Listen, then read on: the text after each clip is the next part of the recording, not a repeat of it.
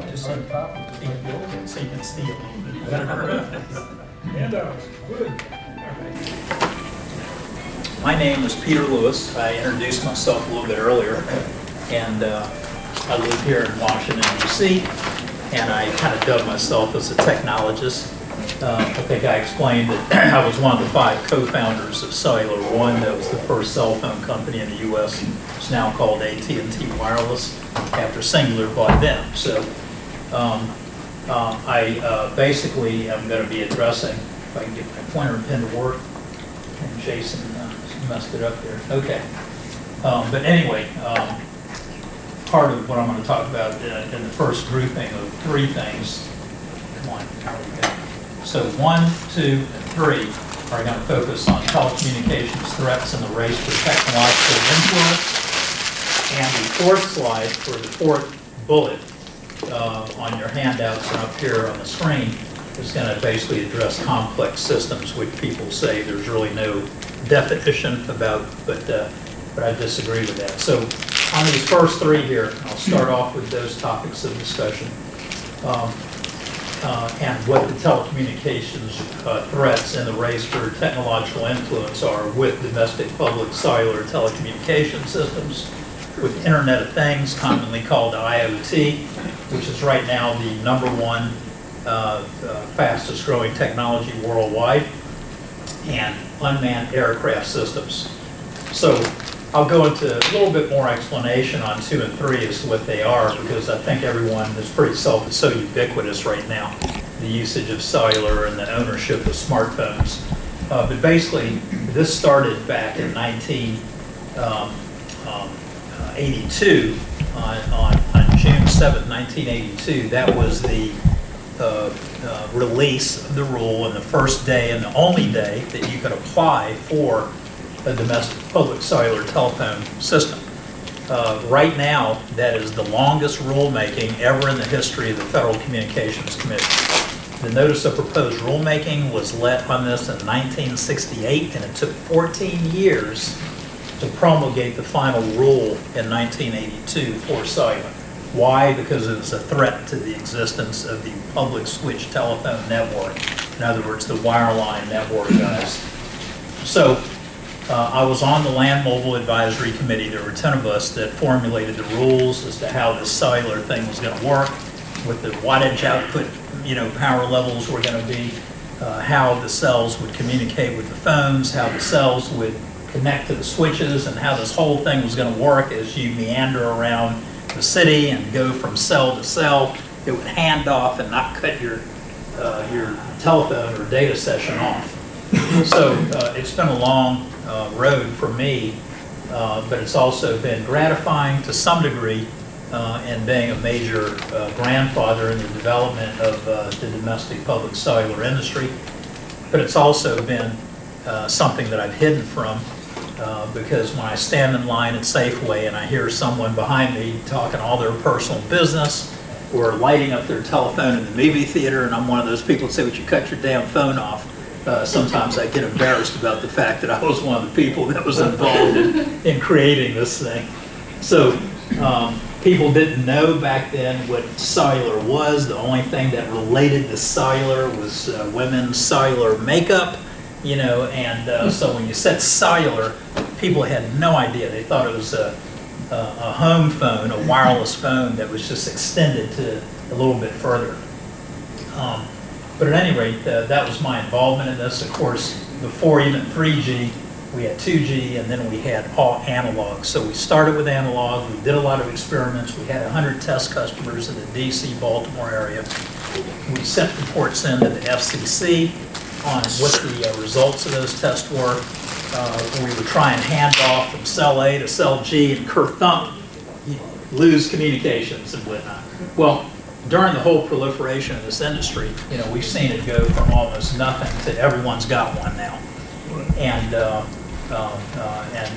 including myself, I've been a customer of Verizon, I've been a customer of Sprint, and I know literally every bit of the history on cellular, including the beginnings of Sprint that was started by the guy that myself and My partner is hired as our CEO, Wayne Shelley, and Wayne started American Personal Communications in Bethesda, Maryland.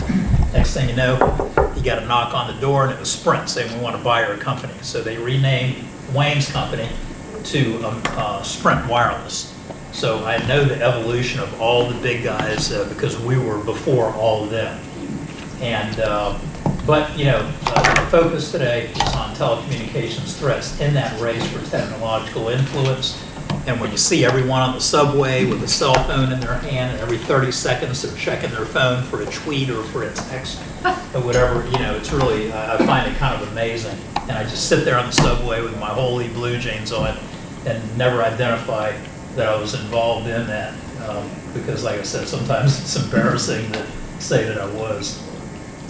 So China aimed to influence and dominate. You're going to see that repeated in these first three subjects here I'm going to talk about. But in cellular, because it is ubiquitous and everyone's got one, you can't really say that the only aim in China is that of espionage. It's really for making money, okay? And in that process of making money, certainly it's possible that the government of China has said, well, we've got access to certain systems through Huawei and through ZTE and other Chinese manufacturers, and I, you know, try to follow the same format in each one of these, and I'm going to go right into an example, cyber threat. Well, we got a lot of mom and pop cellular services around Department of Defense bases that are in the middle of Nowheresville, USA. Example of that is Minot Air Force Base. You got Verizon, but you also got some mom and pop operators there. And a lot of those airmen and airwomen, they subscribe to their service. That company owns cell sites that are made by Chinese companies like Huawei because they cost 50% of what an Ericsson system or another system that's more friendly to the U.S. Would otherwise cost. So, as a mom and pop operator, they don't have the financial resources of a Verizon, so they go buy ZTE or they buy Huawei. Next thing you know, that Air Force base is surrounded by those kind of sites. Well, most communications over cellular is not classified, it's not confidential, it's not secret, it's not top secret. But when you put together unclassified information and unclassified text and unclassified, hey honey, I'm on the way home because I'm working on the missile. We're at Minot Air Force Base, you got nuclear tipped missiles there. So you put a lot of information together, it can all aggregate to saying, wow, we're able to gather intelligence about what they're doing there. So that's where the danger is. And when you look on the U.S. map of where all the big holes for coverage are, they're at DoD bases because it takes an act of God to get a cell site on a Department of Defense base because they want joint spectrum agreements and all this bureaucracy and whatnot. So it's hard. And so therefore people just, you know, kind of say, well, I give up. I'll take that mom and pop operator if we can get communications on that base. Next thing you know, the people that own those, the manufacturing of those sites can do anything they want in the manufacturing. They can wire that information off. Some of it goes into the cellular mobile telephone exchange. Some of it goes across the ocean over to China or wherever they want it to go. They have control over that, and that's where the perceived threat is. That's the problem. So the key takeaway here is that the ubiquity of mobile facilitates access to 3.5 billion smartphones. In other words, every third person in the world has got a smartphone now. And the second takeaway I wanted to say is that when entire metropolitan area cellular networks use a supermajority of technology from one country, then domination is very simply and easily achieved. Secondly, I'm going to go into the Internet of Things. Back in September, yes.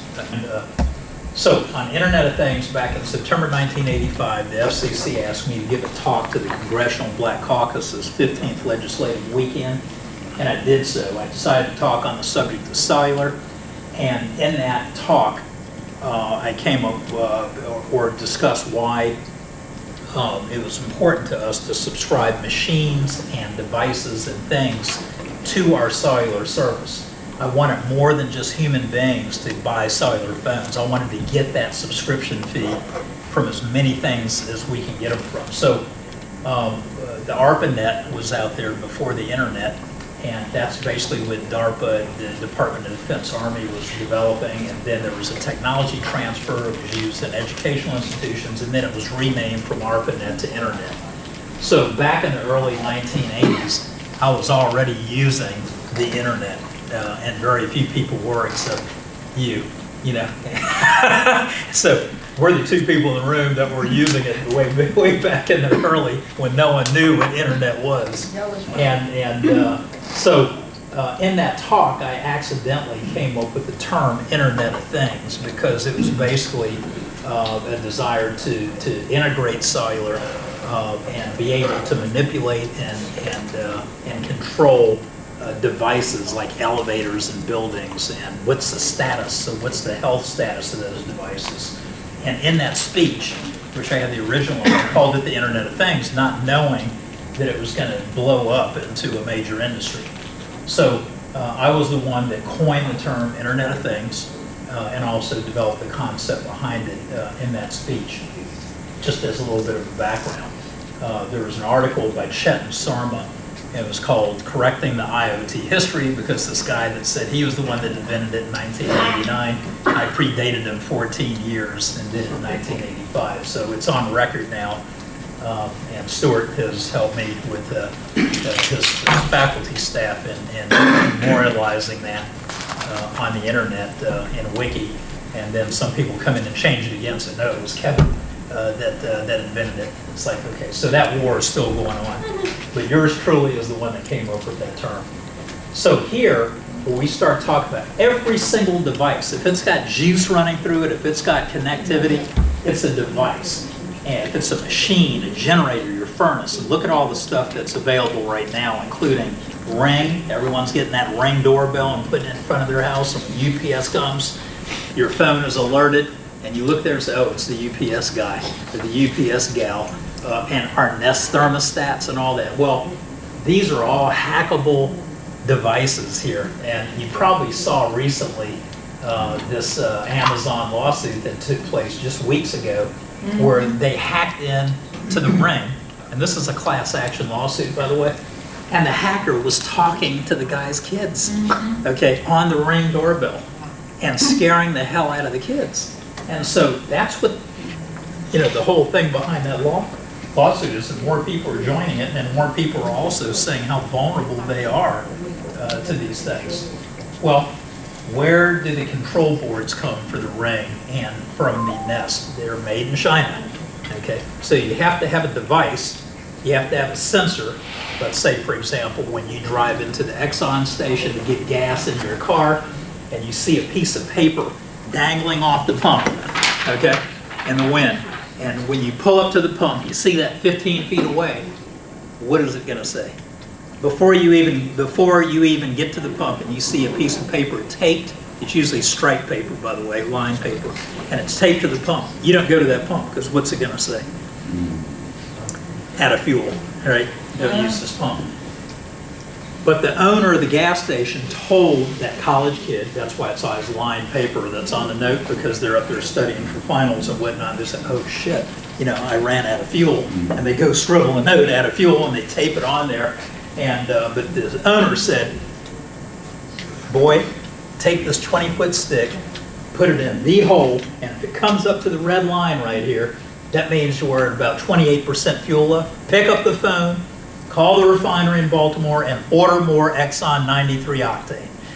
When they don't do that, they run out of fuel, and then they run out there with the line paper from their spiral notebook and put a sign on there that says no more fuel.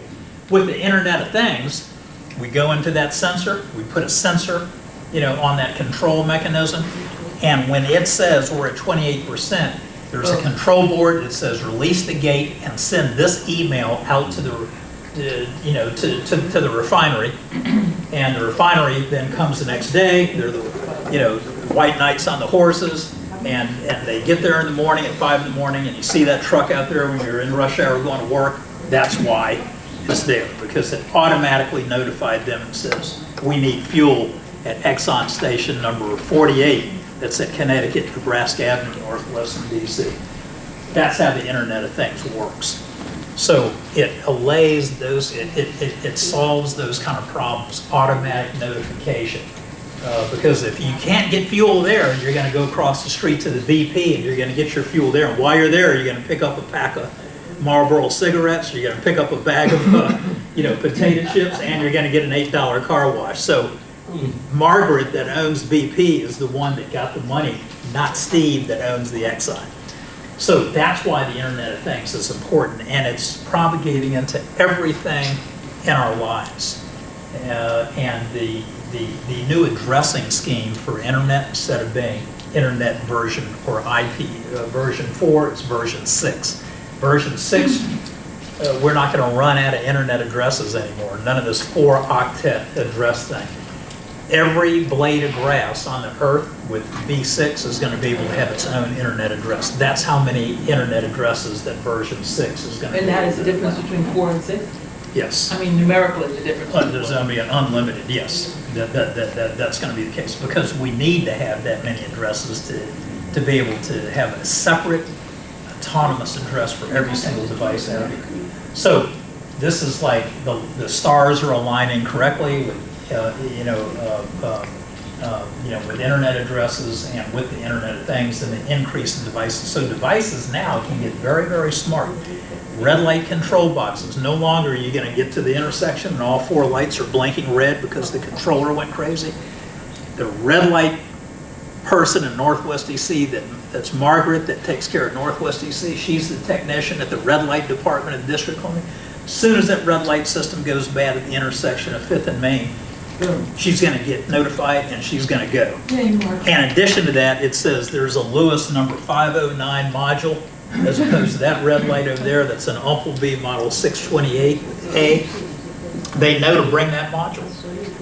So, there's a lot of things solved by the Internet of Things. So when you start looking at that many devices, that many sensors, that many control boards between the sensor and the telecommunications, then you got the telecommunications, then you got the cloud, then you got the data center that's got a footprint on there, then there's potential for many different aspects of it to be connected back to China or any other nation that wants to operate nefariously. Key takeaways: IDC estimates that there will be 41.6 billion connected Internet of Things devices or things, generating 79.4 zettabytes of data in 2025.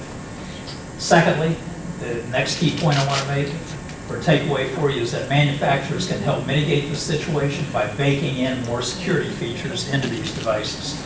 Third element, unmanned aircraft systems. Here, we're dealing basically with a flying robot, and that's what I work on now, okay? And people in this country and elsewhere don't know it, but drones are coming. And they're going to be delivering Domino's Pizza. They're going to be delivering your beef chow mein from the Chinese restaurant. They're going to be delivering legal papers and whatnot. And there's an amazing amount of technology, which gets into the subject 4, that combines to make the unmanned aircraft systems. But there's also the unmanned aircraft systems traffic management system. We have to integrate these drones in with the traditional air traffic management for manned aircraft. And that's what I'll get into before. But finishing this one up right here, robotics, artificial intelligence, all that goes into UAS, into the aircraft systems that are unmanned. Example, cyber threat, when you hack a military drone and you hack the video in it, I can now insert my video in it, and that military drone's flying around looking for the Taliban or whatever. Nope, don't see anyone here. Well, we can now, we the Taliban can grab that, say, let's put in false video and show that there's 35 heavily armed people right here, play that back to the Army, and they say, oh, we got Taliban over there. Then the Army does what? Responds and goes to that location, and then they're ambushed because they're the ones that inserted that video. That's just an example of how they can disrupt and how they can do things nefariously. Drones can get close in and they can do harm. The Timothy McVeigh bomb of the Morrow building that was done in a Ryder truck, you can make a drone as big as you want. As long as there's not a pilot in it, it's an unmanned aircraft system. So you can lift that Ryder truck bed And you can go attack something with a fertilizer bomb that's saturated with diesel fuel and nails and tacks and C4 explosive. It doesn't have to be as small as a little DJI drone. It can be half as big as this room, and it can go blow something up. There can be another 911 with a drone, or a series of them. So key takeaways: within the next few years, millions of drones will generate millions of flights per day, as opposed to hundreds of thousands of manned flights that we're seeing now. Why? Because manned aircraft are limited to airports. Drones can land on your balcony of your apartment, over by the swimming pool of the condominium. They can land on top of a restaurant. Those are going to be the new airports. Not just National Airport, Reagan National, BWI, and Dulles. It's now going to increase to tens of thousands of airports just in the DC-Baltimore area. So that's why there's a huge opportunity to influence and dominate that technology. Last of all, I just want to quickly go into, complex systems. That's something Stuart Umpleby is always, harping on, is complex systems. And we all know that everyone says that there's really no definition of what is a complex system. Well, I beg to differ. We're going to use the traffic management system that we're working on right now to develop. And when you start looking at what goes into that, aircraft, artificial intelligence, GPS, wireless, identification, that's the notice of proposed rulemaking that just recently went out. 5 more minutes, please. That's the NPRM that just went out on December 31st, just weeks ago. And that NPRM is basically laying down what the standards are to provide electronic license tags on those drones. Why don't we rob banks and 7-Elevens with cars? The reason we don't do it is because someone will jot our license tag down and then they'll come knocking on our door saying you're under arrest. Well, with drones, how many people in the room have heard something or seen something on TV about a drone getting too close to a plane, or doing something bad, or going to a National Baseball League game and buzzing the game? These things are happening, and they're not going to happen anymore. You know why? Because the way that we're designing this is so that a Bluetooth or wireless in your cell phone that's ubiquitous to you, you just point it at that drone, and the serial number or the registration number or the session number of that drone is going to come right back. So that will have the rule on at the FAA on or about December of 2020. That's the goal. Then, when a drone comes up to your window while you and your wife, girlfriend, or both are dressing, and you see that drone sitting there hovering, videotaping, pull that up, gotcha. Now your mitigation is to pick up the phone, call the police department, and say a drone was just peeping Tommy in my window at 10:45 this evening. Cop comes over, the sheriff's department comes over and says, let me see your phone. Okay, I got all the data off that drone, got it? Okay. And who were you tweeting there? I got all the information off your drone. And now they're going to go back to their squad car, go to the MDT, mobile data terminal, type in the information he got off your phone that you captured with your Bluetooth, and then they're going to access, just like a cop when your left rear taillight's burnt out and they go to the National Crime Information Computer hosted by the FBI, comes back with warrants, with Stuart's address, et cetera, et cetera. They get all the information. Same thing with the drones. You're going to access the FAA waiver database. Do they have a waiver to fly at night? This was at 10:45. Who is the registrant for that drone? Who owns it? What's the operational database? Let's go back and look at the Hansel and Gretel breadcrumb database of where that drone was flying. Aha, there it is. At 10:43 to 10:47, they were hovering right at that window. And that's going to be the operational database. So that's why you're going to all of a sudden see a rule of order for drones, and people are not going to be abusing their use. So once that's put in place, that's fundamental to the creation of the whole UTM, the whole UAS traffic management system. Got to be able to identify them. Once they can be identified, then that's going to be something that's going to give the public a warm and fuzzy feeling in their stomach that we can integrate this new emerging technology into the national airspace, or the NAS, of the United States. So the objective is always for safe flight in the national airspace. And the main thing is to keep separation from manned aircraft, keep separation from other drones or UASs, and keep separation from people. Key takeaways: some say no definition for complex systems. In my opinion, the approach of creating new systems from a multitude of other systems defines a complex system. Case in point, Supra, all these things before, cellular, IoT, and unmanned aircraft systems, traffic management.